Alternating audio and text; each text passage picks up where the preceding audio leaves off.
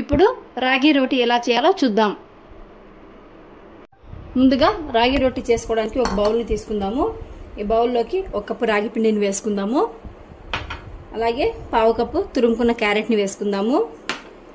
2 పచ్చిమిర్చిని ఇలా సన్నగా చీల్చుకొని వేసుకుందాము. 2 స్పూన్ల పెరుగుని యాడ్ చేసుకుందాము. ఈ మిశ్రమంలోకి రుచికి సరిపడా సాల్ట్ వేసుకుందాం. దీని మొత్తాన్ని ఒకసారి బాగా మిక్స్ చేసుకుందాం. ఈ మిశ్రమాన్ని బాగా కలుపుకున్నాం కదా. ఇప్పుడు దీంట్లోకి కొంచెం కొంచెంగా వాటర్ని యాడ్ చేసుకు మనకి చపాతీ పిండి ఎలా అయితే ఉంటుందో అలా వచ్చేంత వరకు బాగా కలుపుకోవాలి.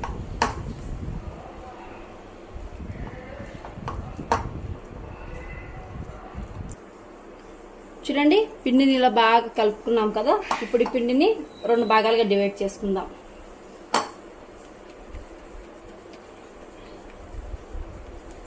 ఇప్పుడు ఈ పిండి ముద్దని రొట్టెలాగా రెడీ చేసుకుందాం. ముందుగా ఒక టవల్ని తీసుకొని ఇలా తడిపి పరుచుకోవాలి. తడి టవల్ మీద అయితే మనకు రొట్టె అనేది చాలా బాగా వస్తుంది. ఇప్పుడు మనం తీసుకున్న ఈ పిండి ముద్దని రొట్టెలాగా తట్టుకుందాం. ఇలా చిన్నగా ఒత్తుకుంటూ ఎంత వీలైతే అంత పల్చగా స్ప్రెడ్ చేసుకోండి.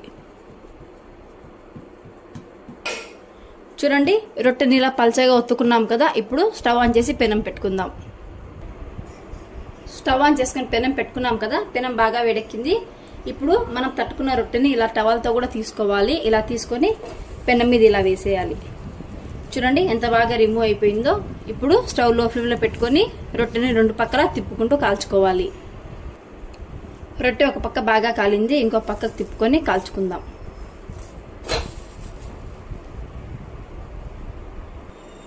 చూడండి, రాగి రొట్టె 2 పక్కల బాగా కాలింది.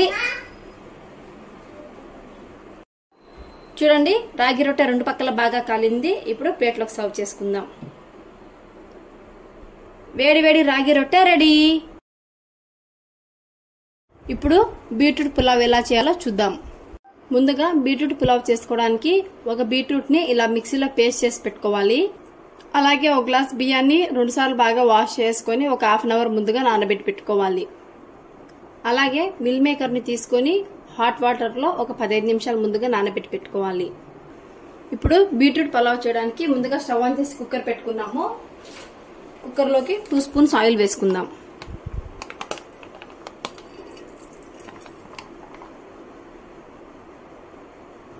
ఆయిల్ వేడెక్కింది.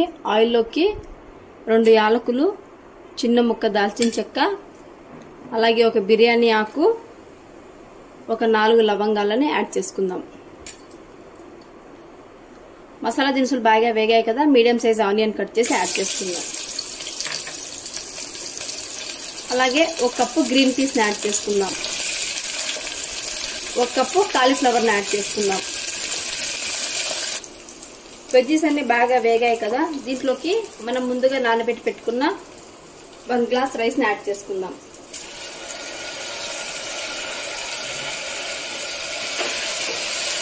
అలాగే మనం ముందుగా పేస్ట్ చేసి పెట్టుకున్న బీట్రూట్ ఉంది కదా, ఈ బీట్రూట్ని యాడ్ చేసుకుందాం.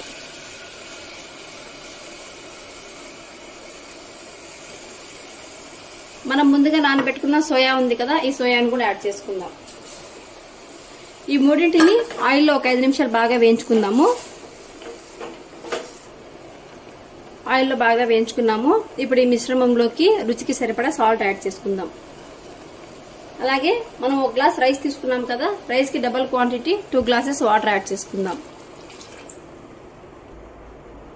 ఒకసారి మిశ్రమాన్ని మొత్తం బాగా మిక్స్ చేసుకొని కుక్కర్ మూత పెట్టేద్దాము.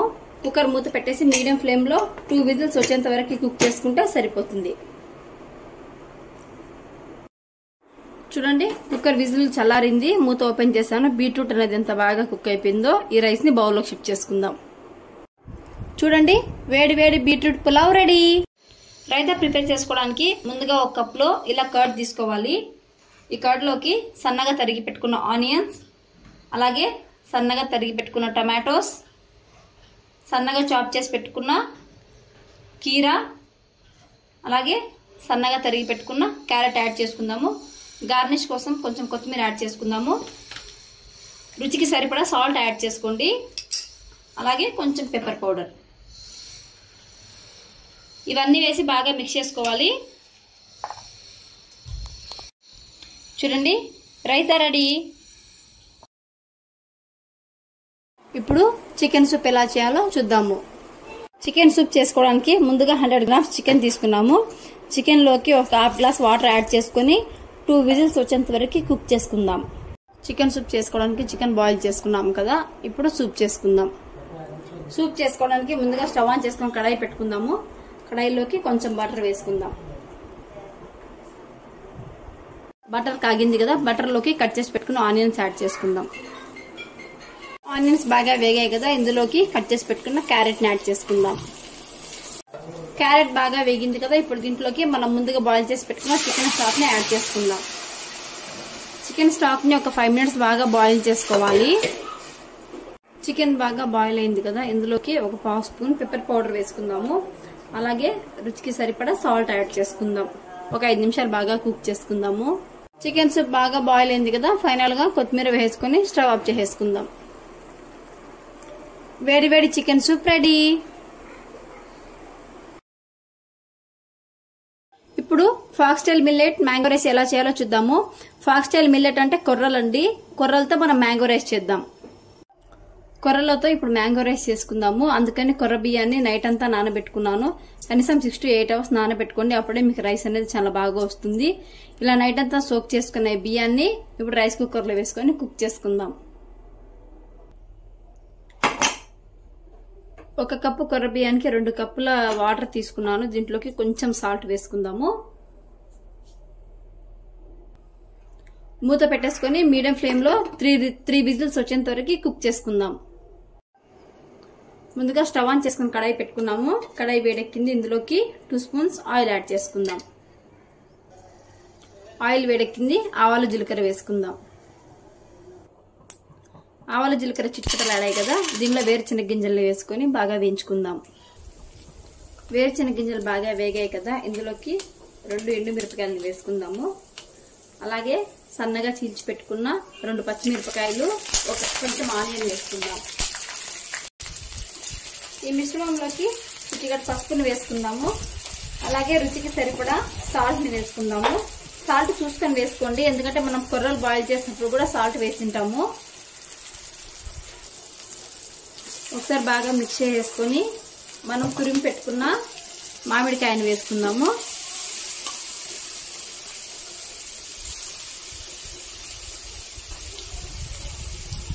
ఒక 2 నుంచి 5 నిమిషాలు నూనెలో మామిడికాయను బాగా మగ్గించాలి. మామిడికాయ పచ్చి వాసన రాకుండా మంచి ఫ్లేవర్ వచ్చేంత వరకు.